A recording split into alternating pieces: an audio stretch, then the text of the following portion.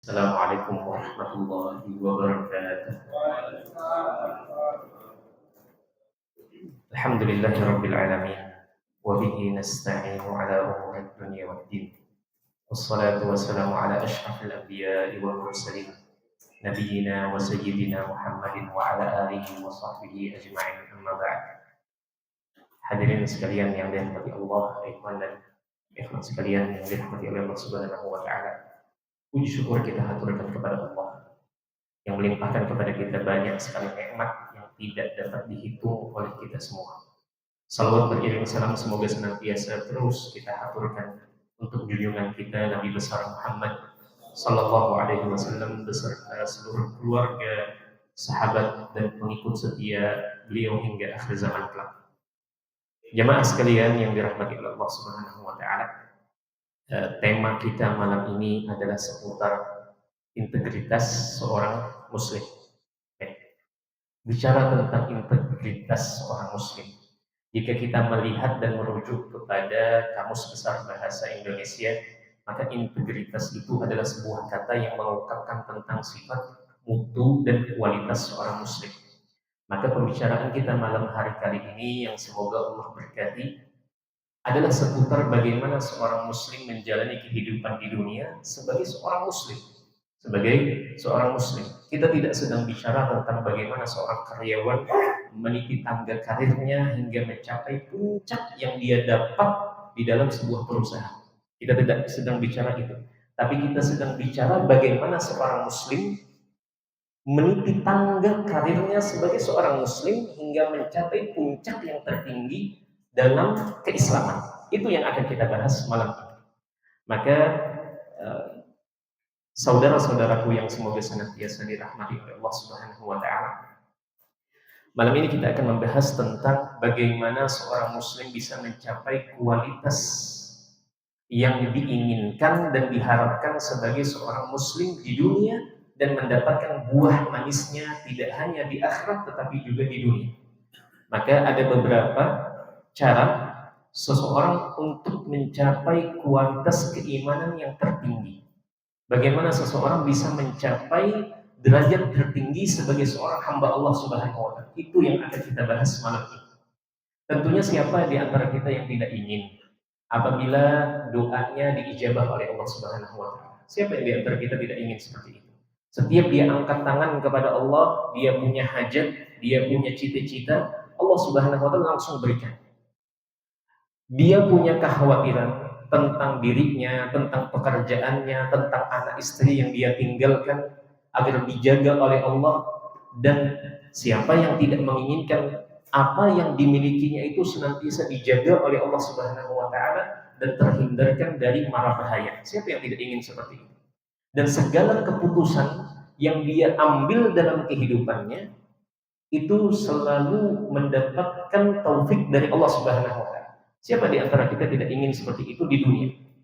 Itu belum berbicara tentang akhirat, tentang surga, tentang kenikmatan di dalamnya, tapi kita sedang berbicara tentang kehidupan yang ada di sekitar kita. Siapa yang tidak ingin segala urusannya dipermudah? Maka sebelum mendapatkan hal itu atau sebelum kita bicara tentang hal itu, kita akan bicara malam ini bagaimana cara seseorang mencapai kualitas keimanan yang tertinggi.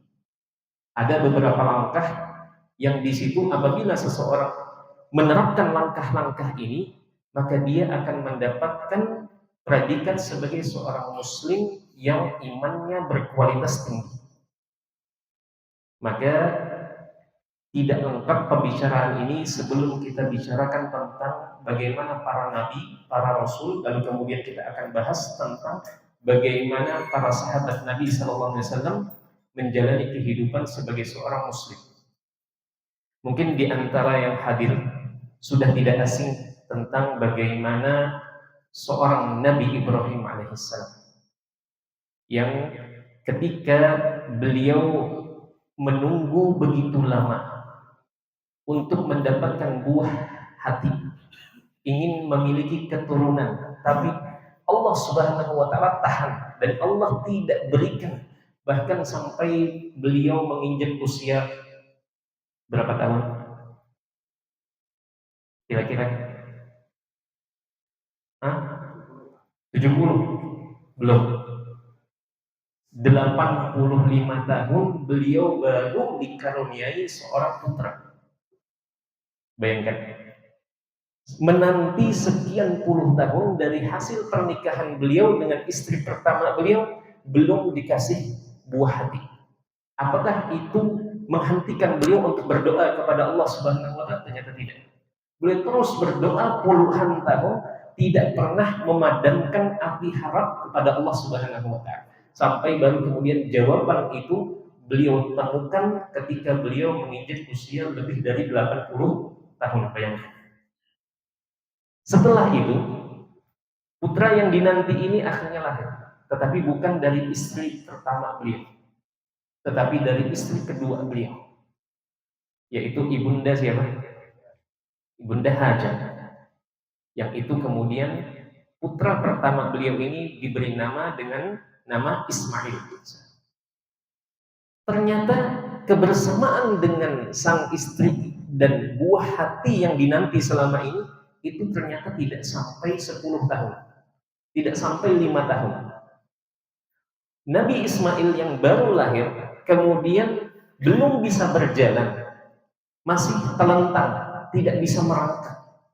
Sudah turun kemudian perintah dari Allah Subhanahu wa taala untuk menempatkan istri dan buah hati beliau satu-satunya saat itu ditempatkan di sebuah mana?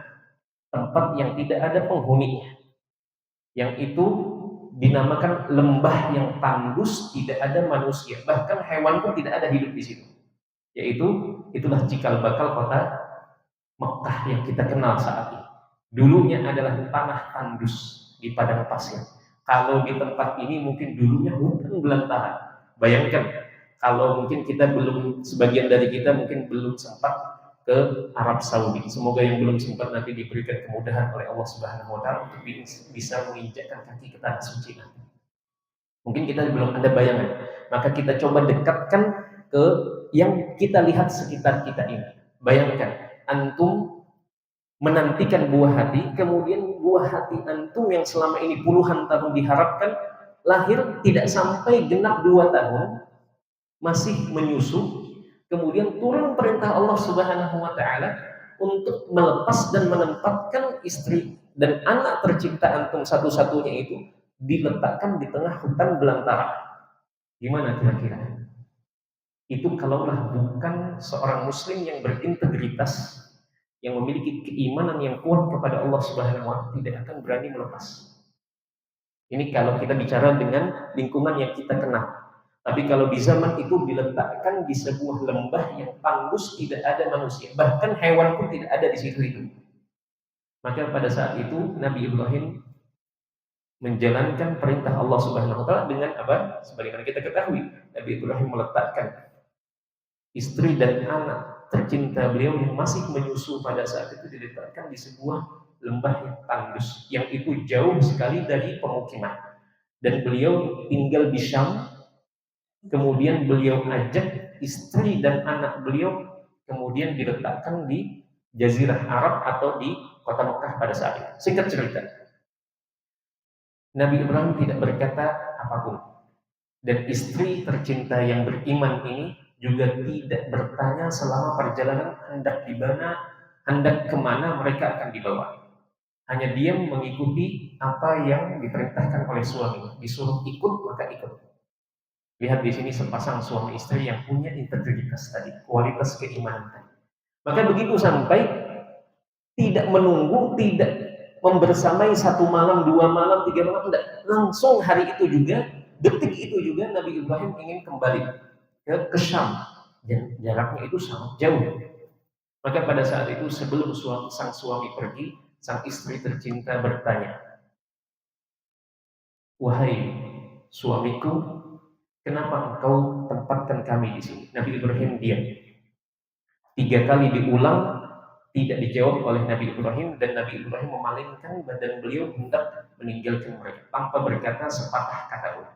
Sampai kemudian sang istri keempat kalinya baru bertanya, "Apakah Allah yang memerintahkanmu untuk meletakkan kami di sini?" Maka Nabi Ibrahim alaihissalam mengangguk saya.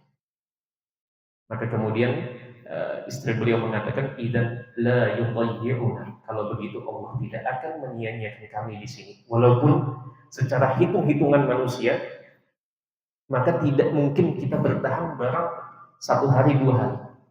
Tidak ada air, tidak ada tempat bernaung, lembahnya tandus, tidak ada manusia yang lewat. Hewan pun tidak ada lewat di situ. Bayangkan. Sejauh mata memandang itu hanya gunung batu dan padang pasir yang luas. Namun dengan penuh keimanan, sang istri menggendong anaknya dan berdiam di tempat tersebut. Kemudian sang suami meletakkan sekantung kurma dan sekantong air. Sudah, itu aja bekal. Dan itu mungkin tidak cukup untuk berapa hari kira-kira. Sekantong kurma itu dengan sekantong air ini tidak cukup untuk seminggu, mungkin tidak cukup. Kemudian Nabi Ibrahim hendak pulang, lalu kemudian setelah agak jauh dan naik ke bukit di situ, maka Nabi Ibrahim menoleh dan melihat dengan perasaan tersayat melihat kepada istri dan anak beliau. Nah, tetapi dengan keimanan yang kuat, Nabi Ibrahim alaihissalam kemudian berdoa, Rabbi inni askantu min dzurriyyati biwadin ghairi zi zar'in. Wahai Rabbku, aku tempatkan keluargaku di tempat di lembah yang tidak ada tanaman dan tumbuhan di situ.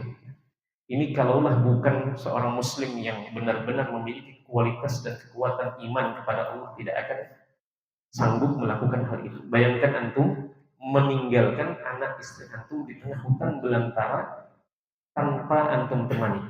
Itu sesuatu yang berat. Kita pindah ke kisah Nabi Musa alaihissalam. Sebelum kita masuk ya, Nabi Musa alaihissalam, ketika beliau dikejar oleh pasukan Fir'aun. Ini sebelum Nabi Musa mengajak dan memindahkan seluruh Bani Israel keluar dari negeri Mesir. Tapi sebelum itu Nabi Musa sempat menolong 2 orang yang berselisih paham, yang satu dari sukunya Nabi Musa Bani Israel, yang satu dari sukunya dari kelompoknya Fir'aun. Ketika mereka cekcok, Nabi Musa bercerai, lalu kemudian yang dari kerabat atau dari sukunya Fir'aun kemudian tetap ngeyel. Akhirnya Nabi Musa menahan dengan telapak tangan, tahu-tahu kemudian orang itu jatuh dan meninggal dunia. Maka pada saat itu dilaporkanlah tentang kejadian ini, lalu Nabi Musa akan ditangkap. Maka larilah Nabi Musa keluar tanpa persiapan. Kemudian di tengah ketidakpastian itu Nabi Musa melihat ada sekelompok pengembala yang sedang memberi minum gembala-gembala mereka. Kisahnya masyhur. Kemudian ada 2 orang wanita pengembala yang mereka tidak bisa memberi minum gembala-gembala mereka karena tidak mau berdesak-desakan dengan pengembala laki. Kemudian Nabi Musa menawarkan bantuan, langsung memberikan minum kepada hewan-hewan ternak atau gembala-gembala 2 orang wanita ini. Selesai mengerjakan hal tersebut, maka Nabi Musa segera bersandar ke sebatang pohon, kemudian beristirahat karena sangat lelah raga beliau dan lelah mental beliau. Jadi mental beliau itu sedang kepikiran, beliau sedang dikejar.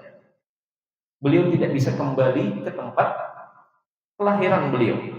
Dalam keadaan ketidakpastian, Nabi Musa mengatakan, Rabbi inni bima anzalta ilayya min khairin faqir.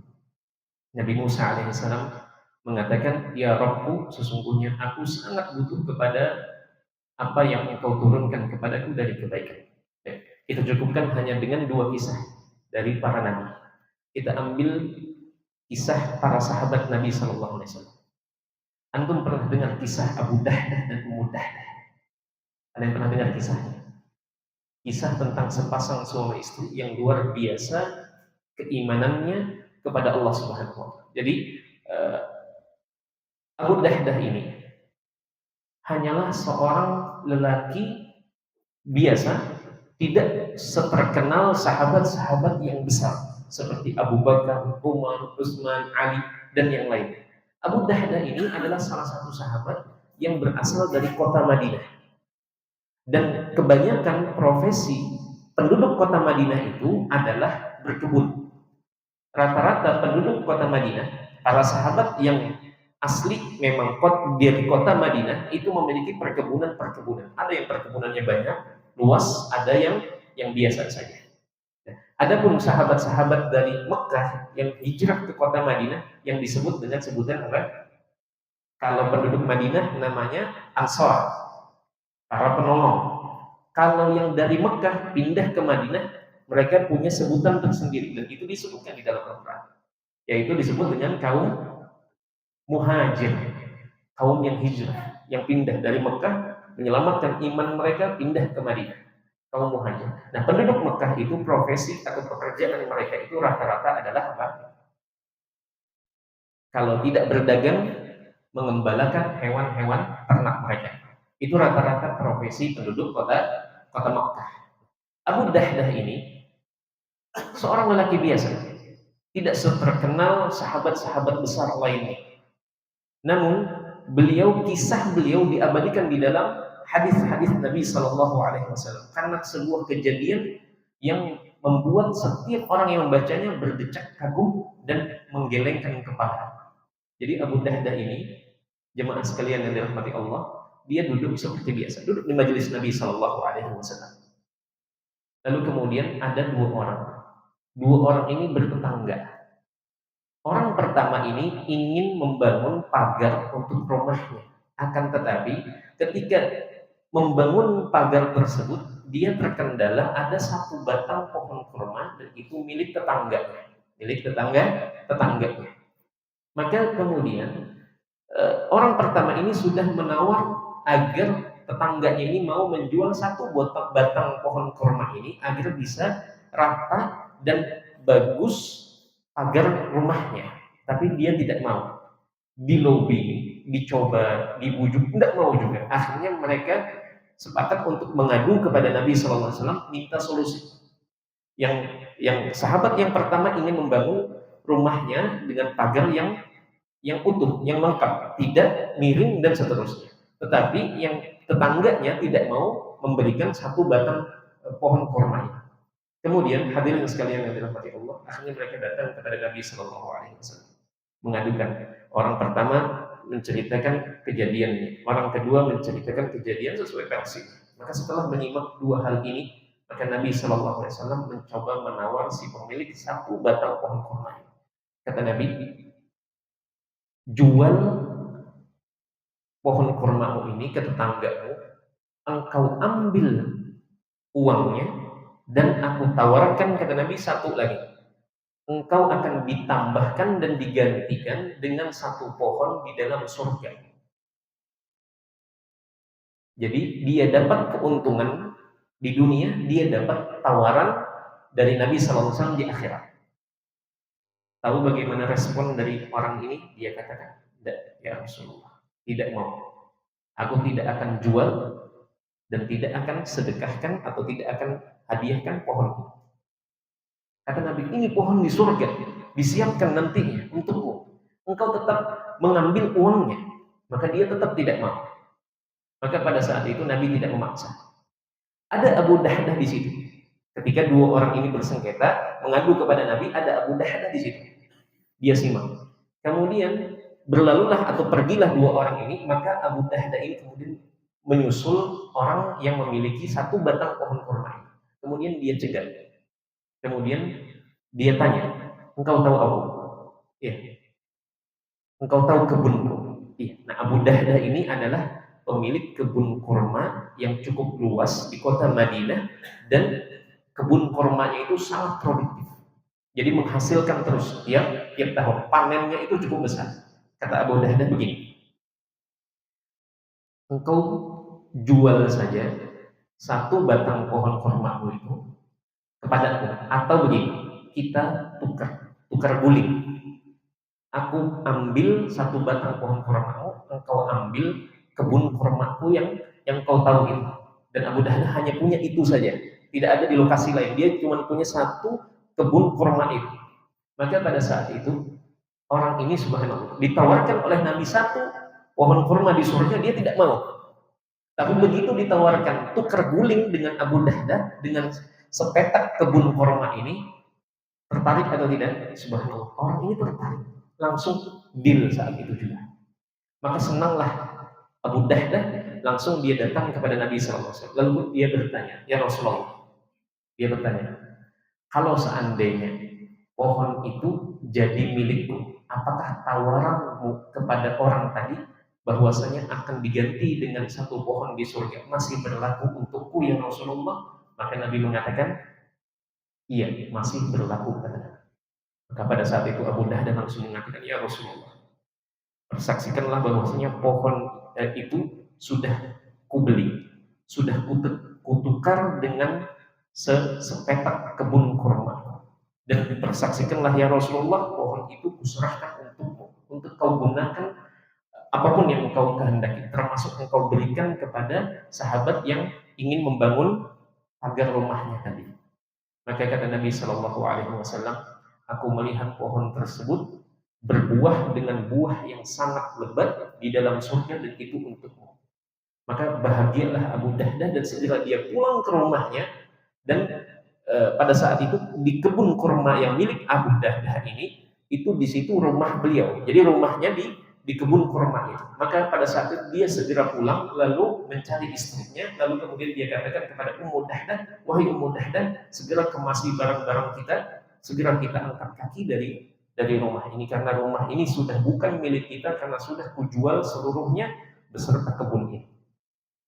Kemudian sebagai seorang istri yang solehah, Ummu Dahdah tidak protes kepada suaminya. Bayangkan, dijual semua aset hanya untuk membeli satu pohon kurma saja.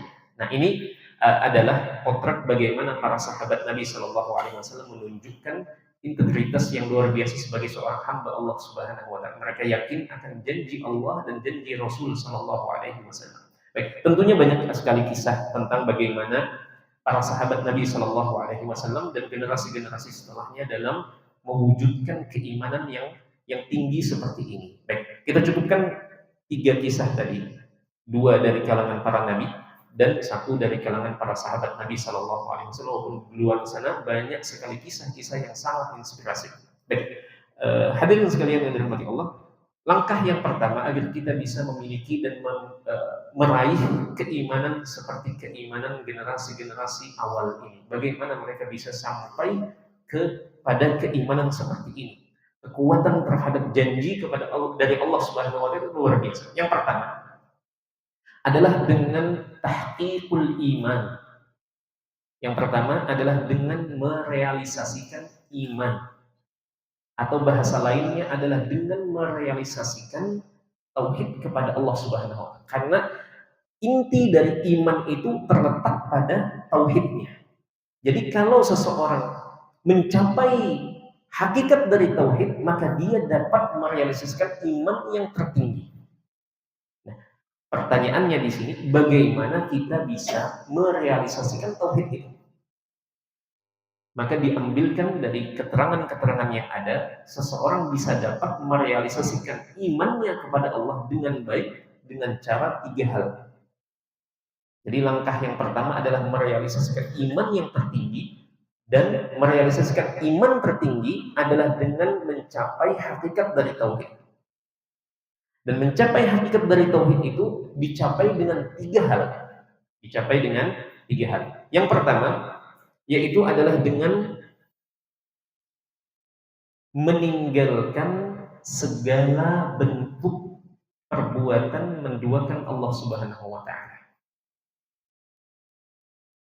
Coba antum ini analogi yang sederhana yang disebutkan oleh sebagian ulama ya. Mungkin kalau analogi ini disampaikan kepada antum semua mungkin agak kurang relate dengan kehidupan kita. Baik. Yang disebutkan oleh para ulama adalah antum coba bayangkan sebagai seorang pemilik usaha sudah totalitas dalam memberikan gaji fasilitas kepada pekerja antum. Kemudian ternyata dia mengambil pekerjaan sampingan kepada orang lain, tetapi ternyata dia lebih serius, lebih giat dalam bekerja kepada orang lain, padahal semua fasilitas yang menyediakan adalah antum. Kira-kira sebagai pemilik usaha antum kecewa atau tidak? Pasti kecewa. Yang lebih sederhana begini, antum sudah berjuang, sudah lelah bekerja dari pagi sampai malam untuk mengumpulkan uang sebagai nafkah untuk anak istri. Mungkin sebagian besarnya mungkin berpisah kan dengan anak istri. Sudah keluar uang, mengirimkan uang, memberikan nafkah yang layak, menahan rasa lelah, bahkan sebagian mungkin menahan rasa sakit, mungkin menderita penyakit, tapi dia berusaha untuk bertahan dalam pekerjaannya, terpisah jarak dengan anak istri. Tahu-tahu, la qaddarullah misalnya. Di luaran sana, jika seorang istri tidak bertakwa kepada Allah, tidak memiliki benteng iman, maka tahu-tahu dia melakukan perselingkuhan dengan lelaki lain. Pasti suami mana yang tidak sakit hati ketika dia totalitas dalam menyerahkan gajinya, uangnya, nafkahnya untuk istrinya, untuk dipegang oleh istrinya, untuk dimanfaatkan oleh istrinya. Tahu-tahu istrinya berhias dan memberikan kecantikannya kepada lelaki lain. Suami mana yang tidak sakit hati seperti itu? Maka demikianlah gambaran sederhana ketika Allah Subhanahu wa taala yang menciptakan kita semua, menciptakan seluruh makhluk.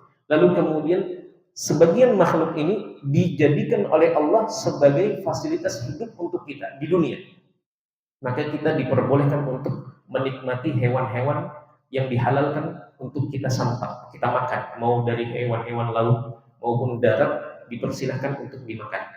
Kemudian tanam-tanaman dan tumbuh-tumbuhan Allah jadikan itu sebagai fasilitas untuk manusia, dan termasuk juga alam dan seterusnya.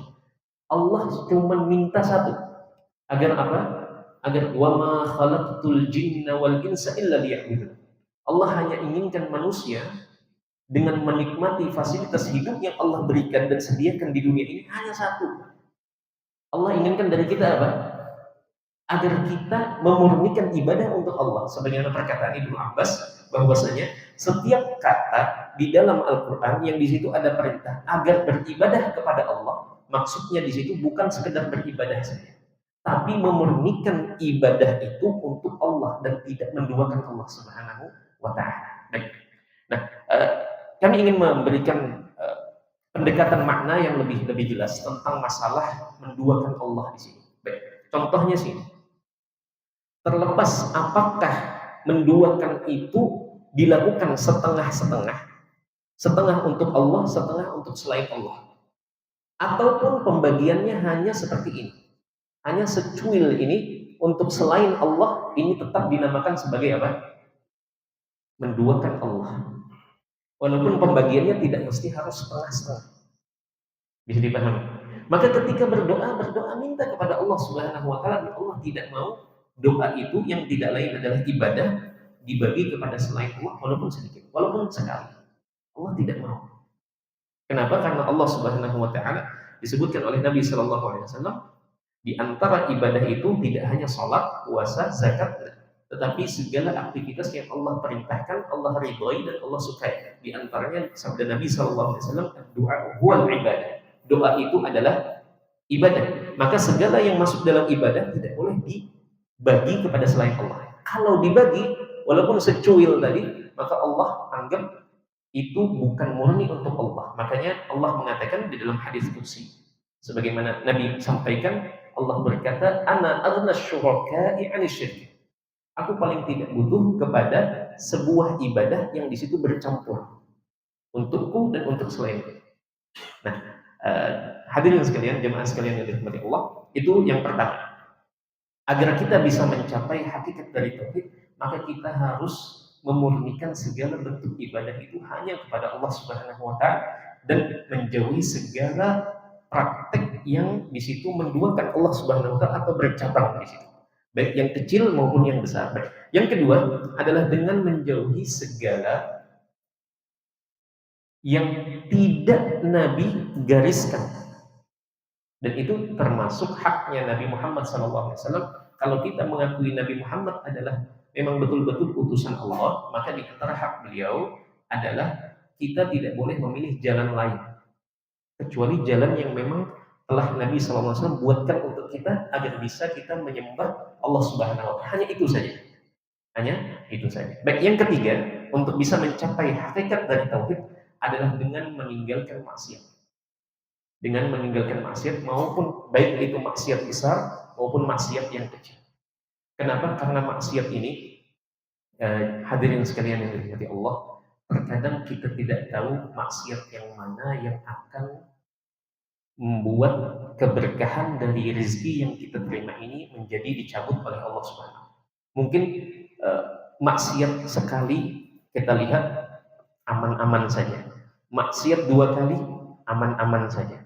Maka terkadang sebagian, dan ini yang terkadang perlu diingatkan kaum muslimin, bahwasanya maksiat itu sekalipun Allah tidak memberikan hukuman langsung di dunia, atau sekalipun Allah Subhanahu wa taala tidak mencabut keberkahan dan tidak menahan rezeki, namun Allah Subhanahu wa taala hanya menunda, bukan melupakan setiap maksiat yang kita lakukan.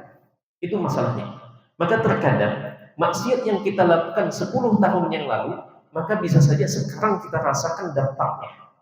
Jadi diingatkan bahwasanya Allah itu yumhil wala yuhmil. Allah itu hanya menunda, bukan melupakan dan mengabaikan apa yang dilakukan oleh hamba. Maka ketika seorang hamba bermaksiat kepada Allah dan tidak bertaubat dan menyelesaikan maksiatnya dengan cara bertaubat minta ampun kepada Allah, maka bisa saja dampaknya itu akan dia rasakan setelah 10 tahun, atau setelah 20 tahun, atau setelah dia punya anak, atau setelah dia punya. Itu makanya yang berat. Makanya sebagian ulama terdahulu mengatakan begini, kalau aku bermaksiat 1 kali saja, maka aku langsung melihat perubahan yang cukup signifikan pada perilaku istriku. Bahkan hewan tungganganku juga berubah perilaku, dan itu kusadari itu adalah akibat dari maksiat yang kulakukan. Maka pada saat itu aku segera beristighfar kepada Allah Subhanahu wa taala. Baik. Yang kedua, kalau yang tadi cara untuk bisa menjadi muslim yang berintegritas tadi, yang tentunya dalam konotasi atau dalam makna seorang muslim yang punya iman yang kuat kepada Allah Subhanahu wa taala. Karena kita sedang mengkhususkan pembicaraan tentang hal ini sebelum pembicaraan yang lain tentang hal yang bersifat dunia, pekerjaan, rumah tangga dan seterusnya. Tapi kita sedang bicara hak yang paling besar. Cara yang kedua adalah dengan tahqiqu i'timadil qalbi, atau dengan bahasa lain kita merealisasikan, mewujudkan tawakal yang kuat kepada Allah Subhanahu wa taala. Dan tawakal yang kuat kepada Allah tidak bisa dicapai kecuali dengan cara bersandar penuh kepada Allah dalam segala urusan. Dalam segala urusan. Sebagaimana Nabi Ibrahim alaihissalam betul-betul bersandar kepada Allah Subhanahu wa taala ketika menitipkan buah hati beliau. Sebagaimana Nabi Muhammad SAW ketika beliau sedang dikejar, sedang dalam hijrah beliau ke kota Madinah, beliau bersembunyi di dalam sebuah gua yang sempit bersama Abu Bakar berdua, yang itu gua atau ruangan gua tersebut tidak cukup untuk menyembunyikan Nabi dan Abu Bakar. Yang seandainya para pencari, tim pencari dari Quraisy ini melihat ke arah bawah, ke arah mulut gua, akan terlihat kaki dari Abu Bakar As-Siddiq radhiyallahu taala yang berusaha menutupi Nabi sallallahu alaihi wasallam. Tapi subhanallah, ketika Abu Bakar mengkhawatirkan keselamatan Nabi sallallahu alaihi wasallam, maka Nabi mengatakan bahwasanya Allah yang ketiga di antara kita. Maka Nabi mengatakan, dan itu diabadikan di dalam Al-Quran, la tahzan innallaha ma'ana, jangan engkau bersedih, sesungguhnya Allah bersama kamu. Maka sampailah Nabi dengan selamat ke kota Madinah. Baik. Nah, jemaah sekalian yang dirahmati Allah, yang kedua, itu tadi yang pertama, dengan memasrahkan segala urusan kepada Allah, maka seseorang bisa sampai kepada derajat tawakal yang sesungguhnya. Yang kedua, caranya adalah dengan, untuk bisa sampai kepada tawakal, adalah dengan ada mutasyakki ila makhluk. Dan ini yang berat, yaitu berusaha untuk tidak mengeluh kepada manusia. Apa maksudnya di sini? Maksudnya adalah kita menahan lisan kita. Kalau kita sedang punya masalah, usahakan jangan diumbar kepada semua orang.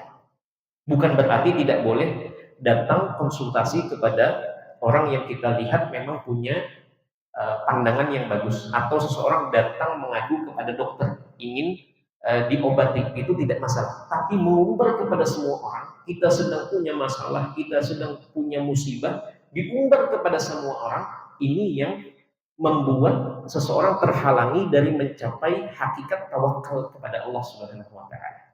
Makanya jemaah sekalian yang dirahmati Allah, ketika seorang ayah dia terpisah dengan putra yang sangat dicintai, putra yang dia curahkan perhatian kepada putra ini, lalu kemudian putranya dibilang telah tewas, dimakan oleh serigala.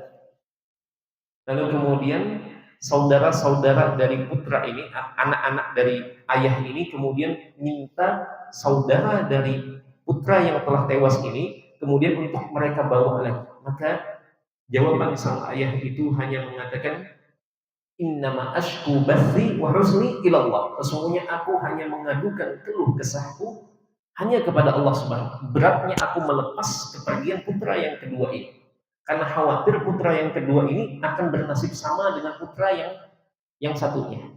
Jadi ayah ini dia punya dua istri. Istri yang pertama melahirkan untuk sang ayah ini atau sang suami ini 10 anak. 10 anak atau 9 anak. Atau 10 anak. Kemudian istri yang kedua melahirkan 2 anak. Nah, yang hilang adalah dari istri kedua ini anak yang pertama. Kemudian anak yang paling bungsu ini kemudian hendak diminta oleh saudara-saudara yang seayah tadi ingin mengambil untuk dibawa untuk bepergian. Maka dia mengatakan, sang ayah ini, innama ashku bathi wa husni ilallah. Sesungguhnya aku hanya mengadukan beratnya hatiku, sesaknya dadaku untuk melepas dan memberikan izin untuk anak yang terakhir untuk dibawa oleh saudara-saudaranya hanya kepada Allah Subhanahu wa taala. Siapa ayah yang dimaksud? Nabi siapa? Nabi yang punya 12 putra.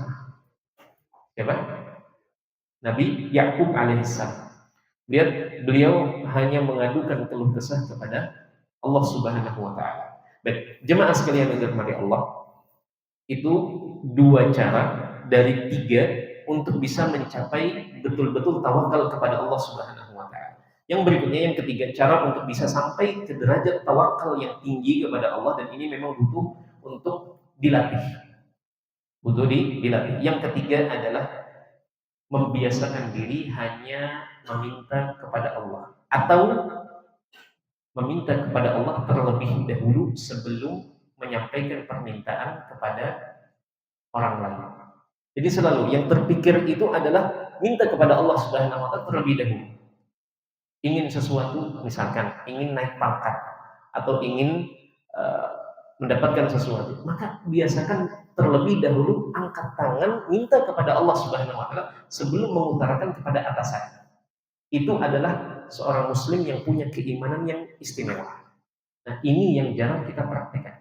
Kita kalau begini, kita kalau ingin sesuatu, mungkin berkaitan dengan pekerjaan kita, atau kita ingin memasukkan anak ke sekolah yang memang di situ banyak pesaingnya, banyak orang mendaftarkan anak ke sekolah itu, maka biasanya yang kita pikirkan adalah kita mencari cara agar bisa berkenalan dengan siapa?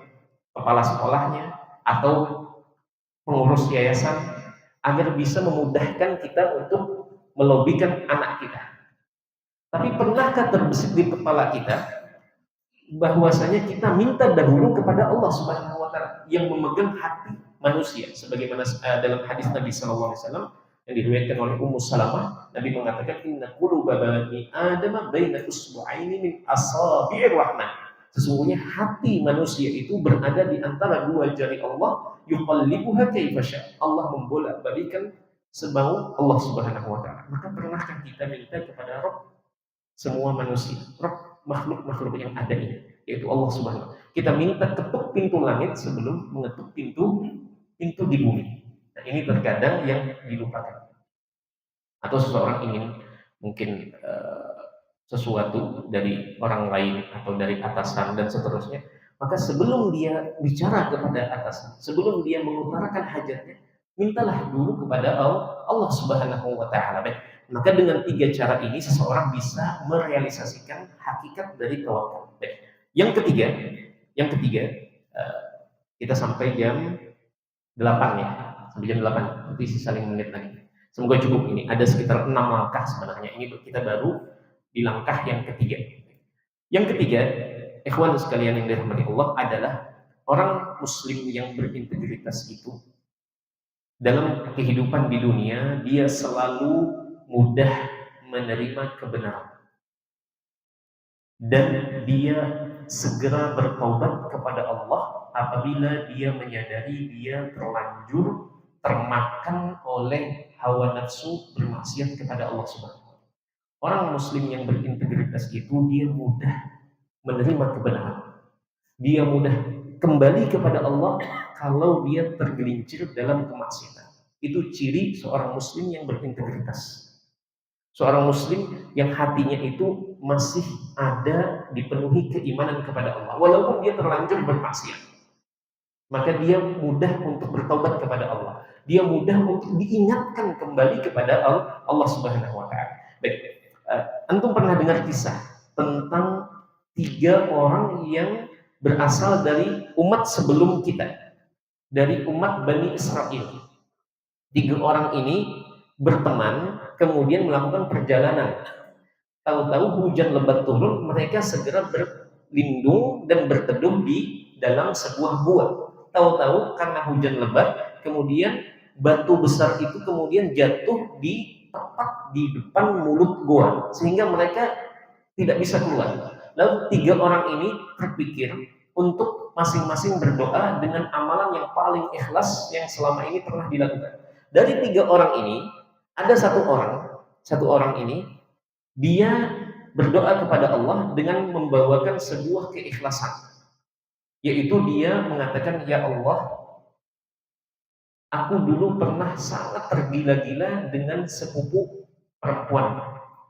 Jadi dia punya sepupu, dan sepupunya ini sangat cantik luar biasa. Dia tergila-gila, selalu berusaha menggoda sepupunya ini untuk melakukan hubungan terlarang, namun tidak digubris oleh wanita ini. Sampai kemudian dia cerita, dalam hadis tersebut Nabi menceritakan, sampai kemudian perempuan tersebut mengalami sebuah kondisi ekonomi yang sulit. Bapaknya itu jatuh sakit dan tidak bisa bekerja. Kemudian untuk mengobati sakitnya dari si bapak ini, dia sudah menjual apapun yang dimiliki sampai sudah habis lagi. Akhirnya si wanita ini datang kepada si laki-laki ini. Dia datang minta pinjaman, minta diberi pinjaman untuk membeli obat bagi bapaknya ini. Maka bagai dapat durian yang runtuh, dia punya kesempatan yang besar. Maka dia katakan, aku akan berikan ini sekantong emas dengan syarat engkau memberikan apa? Kesuciannya untukku. Maka wanita ini diam dan tidak bisa berkata, hanya diam, kemudian akhirnya mengiyakan karena sedang dalam kondisi benar-benar sangat butuh. Akhirnya dia mempersilahkan. Ketika disebutkan dalam hadis tersebut, ketika lelaki ini sudah berada di atas tubuh sang wanita, kemudian tiba-tiba terucap dari bibir wanita ini, wahai putra pamanku, ittaqillah. Hanya satu saja kalimat di last minute, di detik terakhir sebelum kejadian hubungan terlarang itu, wanita ini mengatakan, wahai anak pamanku, bertakwalah kepada Allah, takutlah kepada Allah. Jangan sampai sebuah segel ini dibuka tanpa hak. Maka pada saat itu laki ini mengatakan, maka pada saat itu langsung kalimat ini masuk dan menusuk ke hatiku, dan segera tubuhku gemetar, dan kemudian ku lepaskan dan ku tinggalkan wanita itu, lalu ku berikan sekantong emas itu secara cuma-cuma, bukan sebagai pinjaman, bukan sebagai untuk ganti sebagai hubungan terlarang itu. Ya Allah, seandainya engkau ketahui ku lakukan itu karena rasa takut kepadamu, dan itu dipenuhi dengan keikhlasan kepadamu ya Allah, maka tolong bukakan mulut gua ini. Dan akhirnya terbuka. Lalu kemudian orang kedua, orang ketiga berdoa dengan amal soleh yang mereka anggap paling ikhlas. Maka setelah itu kemudian mereka berhasil keluar. Itu tentang bagaimana seorang muslim yang berintegritas itu adalah dia yang selalu mudah kembali kepada Allah Subhanahu wa taala sejauh apapun dia melangkah dalam jalan kemaksiatan kepada Allah Subhanahu wa taala. Sekalipun itu di detik terakhir. Sekalipun itu sudah puluhan tahun. Baik. Kemudian yang keempat, baik, sudah jam 8 ya. Baik, kita sebutkan saja di sini poin-poinnya. Yang keempat, ikhwan sekalian yang dirahmati Allah, adalah orang muslim yang punya integritas dalam hal keimanannya. Dia tidak akan berani berbuat zalim kepada orang lain. Kenapa? Karena kezaliman ini hukumannya itu tidak hanya disiapkan di akhirat, tetapi hukumannya disegerakan di dunia. Nabi SAW menyebutkan ada dua dosa yang hukumannya itu didapat pelakunya double. Di akhirat dapat hukumannya, di dunia juga dapat, bahkan disegerakan, dipercepat oleh Allah Subhanahu wa taala. Tidak seperti dosa-dosa yang lain. Tidak seperti dosa-dosa yang lain. Kalau dosa yang lain itu terkadang di dunia tidak diberikan hukumannya, tapi di akhirat. Terkadang pula di dunia tapi lama. Tapi kalau dua dosa ini hukumannya itu dipercepat datangnya kepada pelakunya di dunia dan juga di akhirat nanti. Yaitu apa kira-kira dua dosa ini? Kalau bisa jangan dilakukan. Apa kira-kira? Yang pertama, dosa al-baghyu. Al-baghyu itu artinya adalah az-zulmu, yaitu kezaliman. Nah, terkadang kita tidak sadar kita ini menzalimi orang lain. Dan di antara lingkup kezaliman yang kita lakukan adalah kita zalim kepada istri kita. Kita zalim kepada anak kita. Kita zalim kepada tetangga kita. Kita zalim kepada orang yang memberikan pekerjaan kepada kita. Makanya di dalam hadis Nabi SAW mengatakan, adil amanata ila man i'tamanak. Tunaikan amanah yang diberikan oleh orang yang memberikannya kepada. Dan ini yang terkadang kita semua, ini adalah sebagai refleksi kita semua. Tentunya kita bekerja untuk orang lain. Orang sudah memberikan pekerjaan untuk kita, maka inilah buah dari integritas keimanan seseorang akan membuahkan integritas dalam pekerjaan seseorang.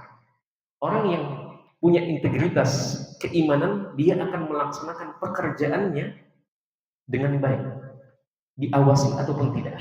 Maka banyak terkadang itu semua menimpa kita. Seorang pegawai atau seorang karyawan diatur waktu bekerjanya sekian sampai sekian. Nanti akan diberikan gaji sekian di akhir bulan misalkan. Maka di situ telah terjadi kesepakatan antara pemberi kerja dengan penerima kerja tersebut. Maka berlakulah di situ hukum al-muslimuna ala syurutihim. Kaum muslimin sesuai dengan syaratnya. Maka terkadang terjadi korupsi waktu bagi pegawai. Terkadang terjadi kecurangan-kecurangan dalam masalah penunaian amanat ini. Dan itu adalah bentuk kezaliman kita kepada orang lain. Terkadang kita tidak sadar hal-hal seperti ini. Hal-hal yang remeh seperti ini dapat menghanguskan keberkahan dari apa yang kita dapatkan selama ini. Bisa saja mungkin nanti berbuah kepada hukuman Allah pada diri kita atau pada anak kita dan seterusnya. Baik, maka yang keempat ya, langkah yang keempat adalah seorang muslim berusaha menghindari berbuat zalim kepada orang lain. Kalau kita berbuat dosa, yang dosa itu berkaitan dengan hanya kepada Allah, maka itu masih ada peluang kita mendapatkan ampunan Allah Subhanahu wa taala di akhirat.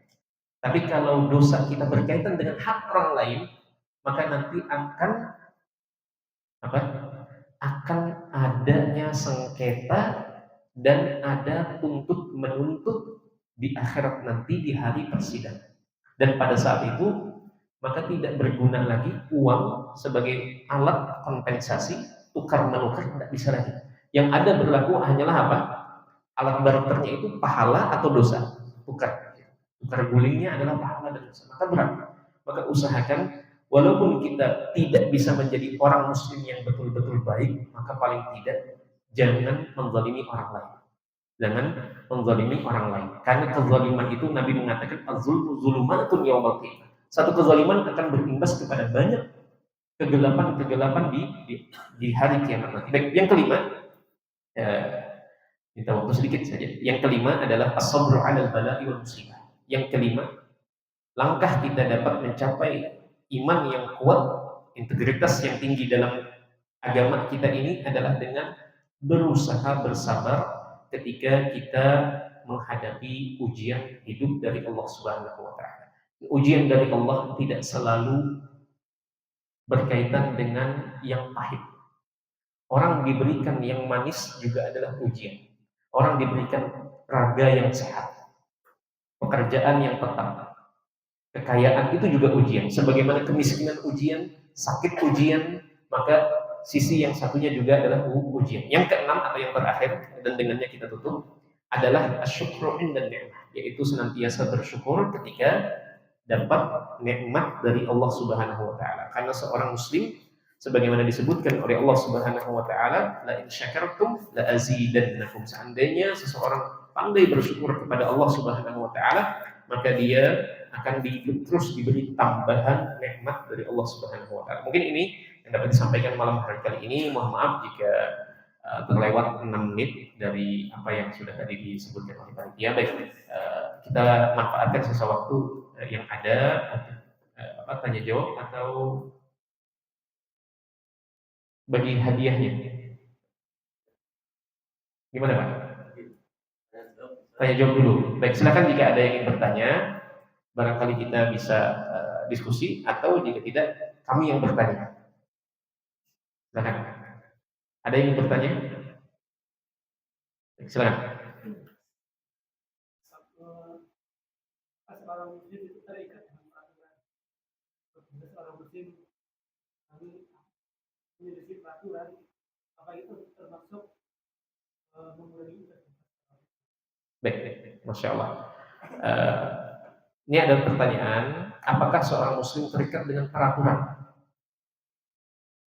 Maka jawabannya ada pada hadis Nabi Shallallahu Alaihi Wasallam yang diriwayatkan oleh Imam Tirmidzi dan Imam Ahmad. Innamat ta'atu fi ma'rufin. Sesungguhnya ketaatan itu kepada orang lain dalam lingkup yang kecil hingga yang besar, ketaatan itu berkaitan dengan apa? Berkaitan dengan sesuatu yang ma'ruf, sesuatu yang tidak mengarah kepada dosa. Maka selama itu tidak mengarah kepada dosa, kalau kita sudah sepakat untuk mentaatinya, maka kita wajib melaksanakannya. Contoh di sini, hubungan kita dengan atasan.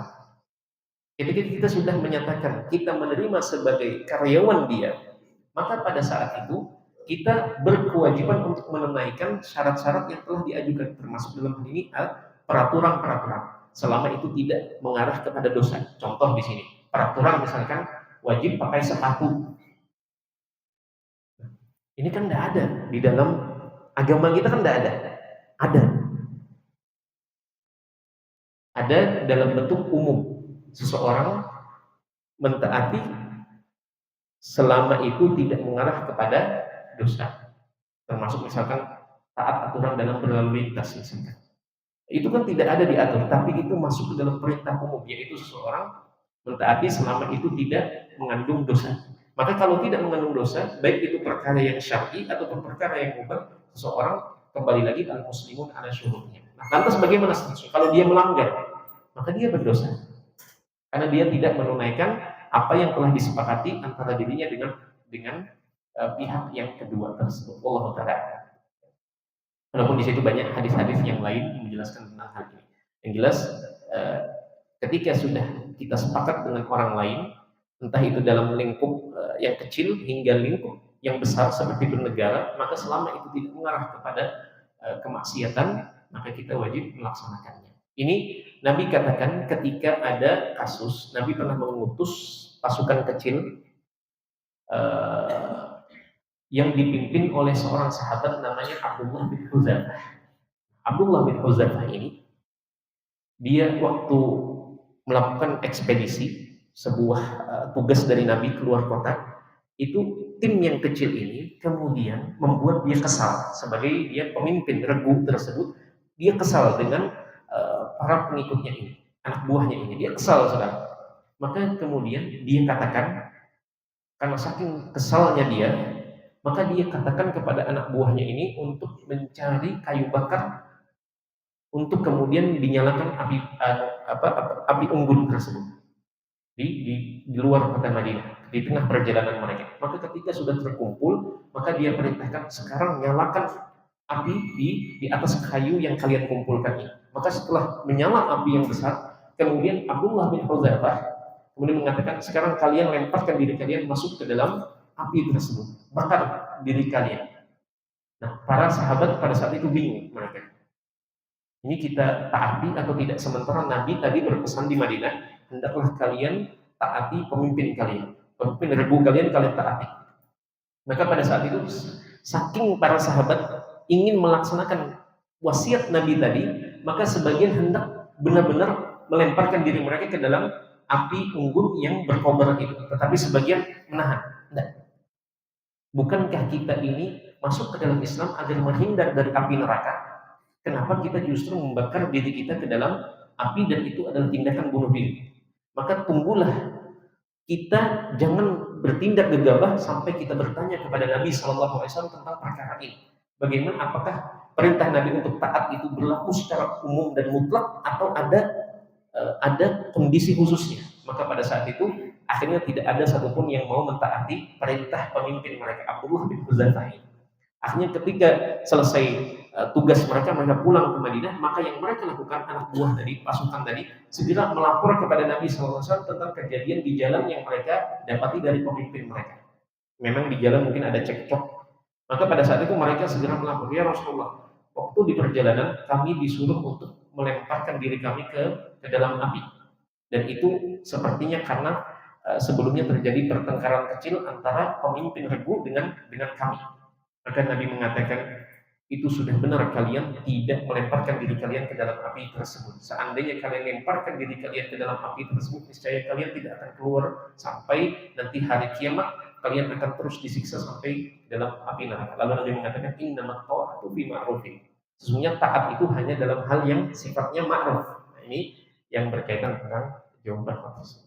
Selama tidak mengandung dosa, maka seseorang sesuai dengan kesepakatan wajib menunaikan. Kalau dia tidak menunaikan, maka dia berdosa di situ. Wallahu ta'ala.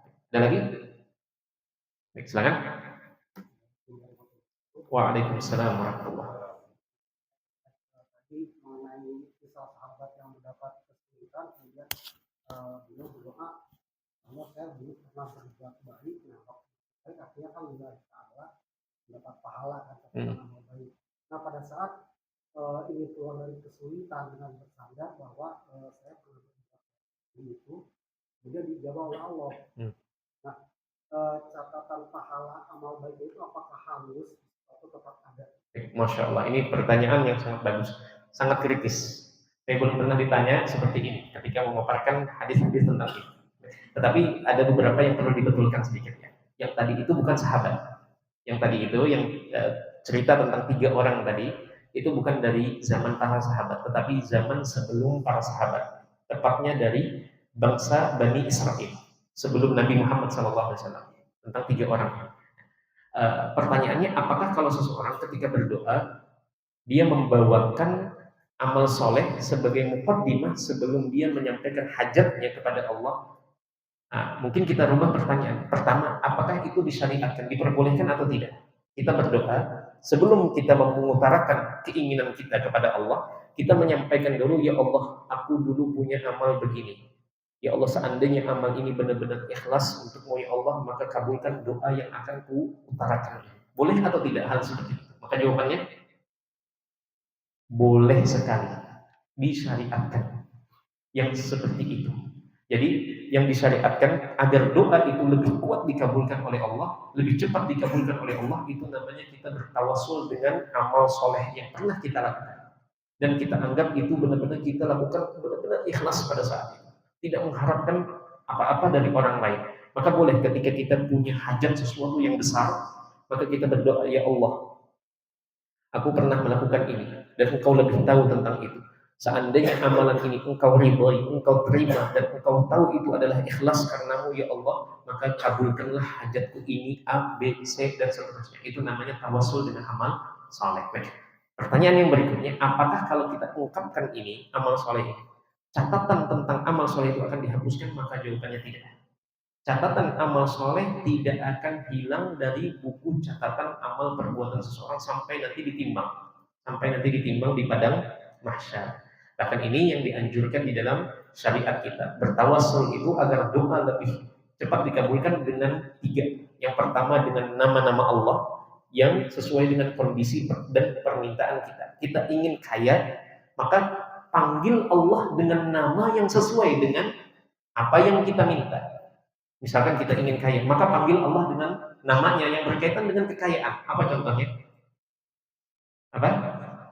Rozak, yang banyak memberikan rezeki, atau Ya Ghani, yang maha kaya. Kalau kita ingin sembuh, maka panggil Allah dengan nama yang sesuai dengan kondisi dan hajat kita. Yaitu apa? Apa kira-kira? Syafi namanya. Itu lebih cepat dikabulkan, lebih cepat dikabulkan oleh Allah Subhanahu wa taala. Karena Allah mengatakan walillahil asmaul husna fad'uhu biha. Allah memiliki nama-nama yang husna, maka berdoalah, mintalah kepada Allah dengan menyebut nama-nama itu. Itu yang pertama, dengan nama-nama Allah. Yang kedua adalah dengan amal soleh yang sudah dikerjakan dan kita yakini kita kerjakan dengan penuh keikhlasan. Itu boleh kita bawakan sebelum kita mengutarakan hajat kita. Yang ketiga adalah dengan doa orang yang kita lihat zahirnya dia adalah orang yang menjaga ketakwaan kepada Allah, orang yang soleh secara zahir, karena kita tidak tahu secara batin. Maka yang kita hukumi, kita ukur orang ini soleh atau tidak. Bagaimana kita tahunya orang ini soleh atau tidak? Dari mana kita dapat melihat kalau dia hanya memberikan hadiah sekali, 2 kali, langsung kita katakan, oh ini orang soleh. Itu benar atau tidak? Tidak. Cara kita mengukur orang ini soleh atau tidak secara agama adalah lihat dari bagaimana dia menjaga perintah agama. Itu saja. Itu maka secara zahir orang itu adalah orang soleh. Bagaimana batinnya? Maka wallahu a'lam, kita tidak mengetahui isi batin dan kita tidak dapat membuka isi hati seseorang. Yang kita hukumi adalah, oh orang ini menjaga sholat 5 waktunya, maka ini orang soleh. Oh orang ini puasa Ramadan. Oh orang ini jarang gibah, mulutnya itu dia tata, dia tahan, maka ini orang soleh. Maka kita minta agar orang seperti ini ketika dia masih hidup untuk berdoa kepada Allah, mengetuk pintu langit agar dia menyampaikan keinginan kita, itu dibolehkan. Tetapi jangan lupa kita juga minta. Jadi ibaratnya kita mengetuk sebuah pintu dan kita minta orang lain untuk sama-sama mengetuk pintu tersebut agar lebih mudah dibukakan. Baik, maka jawabannya itu tadi. Insya Allah tidak dihapuskan karena amal kebaikan itu tidak akan hangus apabila diungkapkan kepada Allah. Tapi kalau amal soleh diungkapkan kepada orang lain, maka ini terpuji atau tercela? Tercela. Makanya kan dikatakan di dalam Al-Quran, janganlah kalian membatalkan sedekah-sedekah kalian bil manni wal adza, dengan mengungkit-ungkitnya dan mengganggu orang yang kalian kasih. Jadi mengasihkannya 5 tahun yang lalu, tapi masih diungkit setiap kali ketemu. Bukankah aku yang memberikan gawian nih? Aku diungkit terus menerus. Nah, ini terkadang sebagian orang seperti itu, dan ini dikatakan membatalkan pahala dari kebaikan. Tapi kalau mengutarakannya di hadapan Allah, maka ini justru disukai oleh Allah Subhanahu wa taala dan Allah jadikan itu sebagai pendobrak doa kepada Allah Subhanahu wa taala. Baik, ada lagi? Jika tidak ada, mungkin kita sesi pertanyaan dari kami yang bertanya. Atau hadiahnya berapa?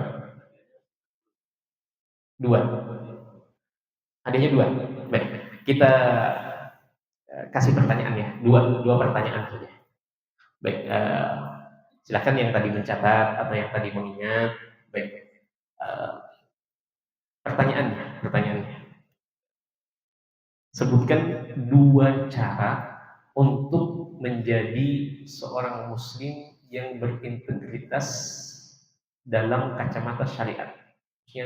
Seorang muslim yang memiliki keimanan yang kuat kepada Allah Subhanahu wa taala. 2 saja dari 6 yang kita sebutkan. Silakan.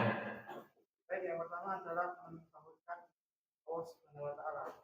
Jadi kita berkeyakinan bahwa setiap tugas atau perintah Allah yang ada dalam Al-Quran kita laksanakan dengan penuh hati, yakin, dengar dan kami patuh. Kemudian yang kedua adalah menjalani perintah tersebut sesuai dengan tuntunan Nabi Muhammad SAW. Dan kemudian selanjutnya adalah tidak melakukan maksiat, karena itu akan menjadi penyebab kita lalai akan suatu tugas yang diberikan oleh Allah. Kemudian bersandarkan segala sesuatu kepada Allah dan meminta hanya kepada Allah Subhanahu wa taala saja. Bagaimana cara kita sampai kepada titik bersandar kepada Allah tadi? Selalu yakin bahwa segala sesuatu pasti ada manfaat balik setiap Baik, barakallahu fiik. Nanti bisa diambil gitu ya, barakallahu fiik. Jadi sebenarnya tadi dua yang disebutkan oleh beliau, yaitu yang pertama merealisasikan keimanan yang sempurna, dan keimanan sempurna itu direalisasikan dengan merealisasikan tauhid dalam kehidupan sehari-hari. Dengan cara apa? Dengan menjauhi segala bentuk kesyirikan yang dapat menodai tauhid tadi, menjauhi segala bentuk ibadah yang tidak disyariatkan oleh Nabi SAW. Yang ketiga adalah dengan menjauhi dan menghindar dari berbagai kemaksiatan. Itu dengan begitu seseorang dapat mencapai kemurnian dari tauhid. Itu yang pertama. Yang kedua yang beliau sebutkan adalah dengan merealisasikan tawakal yang benar kepada Allah, dan itu dicapai dengan tiga tadi ya, dengan bersandar sepenuhnya kepada Allah dalam segala urusan, membiasakan diri untuk tidak berkeluh kesah kepada orang lain, apalagi di zaman kita sekarang ini. Mungkin kalau antum perhatikan ya, dengan era kita sekarang dengan era zaman dahulu itu jauh berbeda. Zaman dulu itu masih sedikit orang yang mengumbar aib, mengumbar keluh kesahnya. Kalau zaman sekarang itu sangat mudah lewat media sosial, lewat WhatsApp, lewat Instagram, tersandung batu semua orang, semua kawannya tahu, tertusuk jarum semuanya tahu, ada masalah semuanya tahu. Nah, padahal kan hal demikian itu tidak baik. Kemudian yang berikutnya cara mencapai kesempurnaan tawakal adalah dengan hanya meminta kepada Allah Subhanahu wa taala, atau selalu memprioritaskan menyampaikan hajat kepada Allah terlebih dahulu sebelum kepada orang yang dituju. Baik, jazakumullah khair. Baik, yang berikutnya. Pertanyaan yang berikutnya. Baik. Sebutkan dua lagi selain yang disebutkan tadi. Dua cara kita menjadi seorang mukmin yang memiliki integritas secara kacamata syariat. Dua lagi. Silakan. Untuk menambahkan yang berikutnya, kita mudah menerima kebenaran dan segera bertobat apabila kita terjatuh kepada kemaksiatan. Kemudian kita tidak berbuat dolim kepada manusia, karena dolim kan disediakan azabnya kan. Kemudian selalu berusaha bersabar dengan ujian yang diberikan Allah Subhanahu wa taala. Dan yang terakhir, senantiasa bersyukur atas sifat yang diberikan Allah. Masya Allah, lebih daripada yang diminta. Barakallahu fikum. Baik, tapi sebenarnya tadi ada sedikit saja. Bukan hanya menghindari zalim kepada manusia. Tidak hanya zalim kepada manusia. Tadi dibahasakan dengan cara menghindari zalim kepada makhluk-makhluk secara umum. Terkadang kita zalim kepada hewan juga zalim. Antum masih ingat sabda Nabi SAW, dakhalatin nar, dakhalat imra'atun fin nari fi hirratin. Seorang wanita dimasukkan ke dalam neraka, dilemparkan ke dalam neraka hanya karena seekor kucing, Mbak. Hanya seekor kucing kita jadi dapat masalah di akhirat. Kenapa? Karena dia zalim kepada kucing tersebut. Nabi mengatakan, la hiya at'amatha wa la hiya tarakatha ta'kul min khashashishil ardh. Dia tidak biarkan, dia tidak kasih makan kucing itu ketika dia kurung, atau dia tidak lepaskan kucing itu cari makan sendiri, tapi dikurung saja, tidak dikasih makan, tidak dikasih minum, mati kucingnya. Maka Allah Subhanahu wa taala menyiksa wanita ini karena lantaran menyiksa kucing. Ini juga apa? Kezaliman atau bukan? Ini kezaliman. Jadi kezaliman itu tidak hanya berlaku kepada manusia, tapi secara umum kepada makhluk-makhluk Allah Subhanahu wa taala. Jazakumullah khair atas jawabannya. Semoga Allah Subhanahu wa taala berkahi ilmu kita semua. Amin ya rabbal alamin. Baik, sudah habis. Baik. Mungkin Mungkin di akhir atau di penghujung kajian ini kita memohon kepada Allah Subhanahu wa taala dengan asma'ihi al-husna wa sifatihi al-ulya. Kita memohon kepada Allah dengan segala kerendahan diri kita sebagai seorang manusia, sebagai hamba yang penuh dengan kekurangan dan ketidakmaksimalan dalam menjalankan perintah-perintah Allah. Semoga Allah Subhanahu wa taala mengampuni dosa dan kesalahan kita, baik yang kita lakukan secara sengaja, sadar maupun yang tidak sengaja dan tidak sadar. Semoga Allah Subhanahu wa taala senantiasa membimbing kita semua untuk bisa menjadi seorang muslim yang kuat keimanan kepada Allah Subhanahu wa taala dan menunaikan hak-hak Allah Subhanahu wa taala dan hak-hak sesama makhluk. Amin ya rabbal alamin. Semoga Allah Subhanahu wa taala mendatangkan keberkahan kepada diri kita, kepada anak istri kita, keluarga kita, kepada harta benda kita, kepada umur kita dan segala yang Allah karuniakan kepada kita, dan kita menjadi seorang muslim yang tidak hanya mendapatkan kebahagiaan di dunia, tetapi lebih dari itu kita diberi kesempatan untuk meraih dan merasakan nikmatnya surga Allah Subhanahu wa taala tanpa terlebih dahulu melalui neraka dan siksa di dalamnya. Amin ya rabbal alamin. Kita tutup dengan doa kafaratul majlis. Subhanakallahumma wa bihamdika asyhadu an la ilaha illa anta astaghfiruka wa atubu ilaik. Assalamualaikum warahmatullahi wabarakatuh.